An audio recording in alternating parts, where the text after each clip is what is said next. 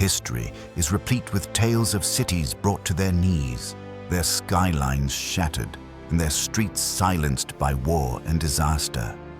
When the dust settles and the echoes fade, a choice emerges. Walk away or stay and rebuild. To sift through the debris and find the soul of home, not just materials, but memory. The painstaking work of resurrection begins, declaring that a place and its people will not be erased.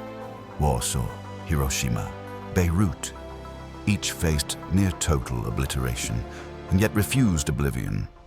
Memory, peace, culture.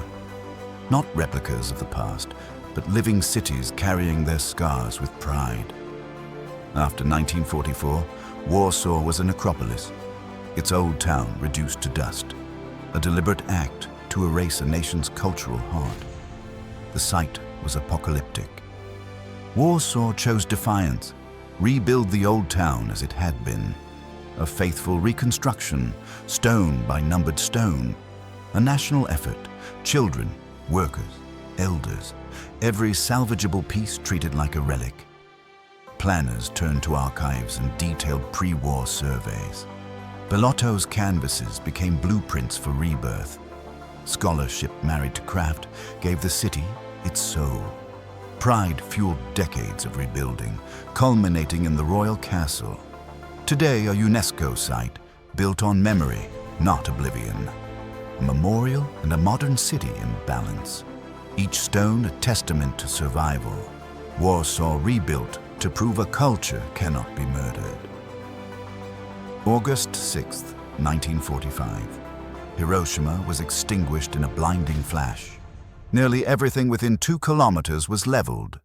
Survivors faced unimaginable loss and radiation. Oleanders and camphor trees became symbols of resilience.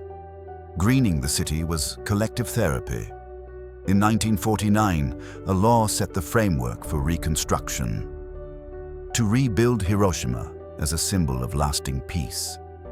A controversial ruin became a universal witness. Memory, mission, and mourning held in one place. Memorial and metropolis grew in parallel.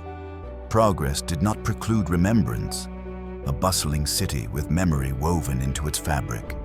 Hiroshima rebuilt to turn agony into a universal plea for peace. Beirut's story is cyclical, repeated wounds and relentless returns. The city was carved into sectarian cantons. Large projects rebuilt infrastructure and icons. Yet many residents and businesses were displaced. The city's pulse survived in organic local acts. Artists, musicians, writers, restaurateurs, first responders of the soul. They led neighborhood revival after the blast. Streets filled with art and conversation, often before aid arrived. Neighbors, strangers, diaspora, solidarity in action. Repairs prioritized returning residents. Visible scars, honest mending. Reinvention at micro scale sustains the macro city. Cultural resilience is itself repair. Beirut continually rebuilds to assert its vibrant, chaotic spirit.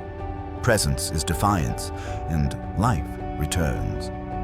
3 cities, 1 thread, the choice to defy erasure. Rebuilding became a statement about identity, memory, hope. They integrated trauma into their urban fabric.